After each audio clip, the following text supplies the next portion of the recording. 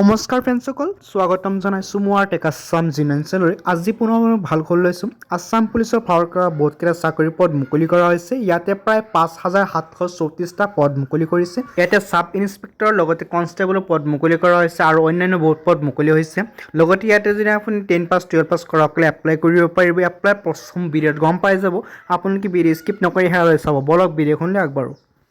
আপোনালোক প্ৰথমে এইখন পেজলৈ আহি যাব। এই পেজখনৰ লিংক মই ডিছক্ৰিপশ্যনত দি থৈছোঁ, তাৰ পৰা আপুনি ইয়াত আহি যাব। দেখুৱাইছে নেম অফ পোষ্ট দেখুৱাইছে constable, sub inspector, driver, sub inspector, police এইবোৰ পদ ইয়াতে মুকলি কৰা হৈছে। আৰু ইয়াতে প্ৰায় ৫,৭৩৪টা পদ মুকলি কৰিছে। আপুনি ইয়াত দেখা পাইছে তাতে ডিপাৰ্টমেণ্ট ৱাইজ কিন্তু ভেকেঞ্চি মুকলি কৰা হৈছে। দেখুৱাইছে constable 3rd grade, cook, barber, water carrier, bandmen এইবোৰ পদ মুকলি কৰা হৈছে। ইয়াত দেখুৱাইছে নাম্বাৰ অফ পোষ্ট 733টা পদ আৰু 27টা, 12টা, 11টা এনেকৈ কিন্তু ভাগ কৰি দিয়া আছে।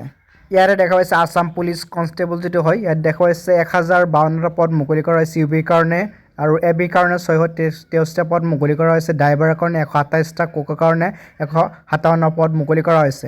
ইয়াতে এজ লিমিট দেখুৱাইছে কনষ্টেবল যিটো হয়, ইয়াৰ কাৰণে ইউবি আৰু এবিৰ কাৰণে হৈছে 18 পৰা 26 বছৰ বয়স হ'ব লাগিব, তেতিয়া এপ্লাই কৰিব পাৰিব।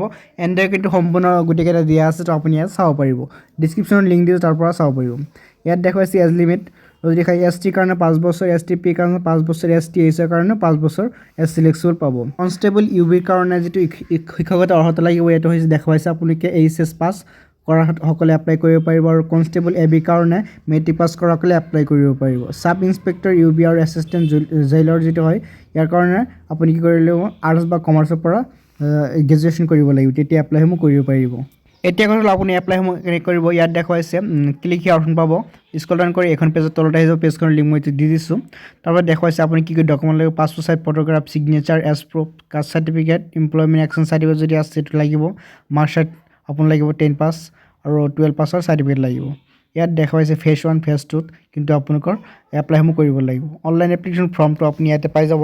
ক্লিক হিয়াৰ অপশ্যন দেখা পাইছে ইয়াতে ৰঙা, ইয়াতে ক্লিক কৰি কিন্তু আপুনি এপ্লাইসমূহ কৰিব পাৰিব। যদি কিবা হয়তো পায় কমেণ্টত জনাব, মই আপোনাক হেল্প কৰি চেষ্টা কৰিম। তো ভিডিঅ'টো ভাল পালে লাইক কৰি মোৰ চেনেলটো ছাবস্ক্ৰাইব কৰি লগত থাকিব। লগ পাম এটা ভিডিঅ'ত। ধন্যবাদ।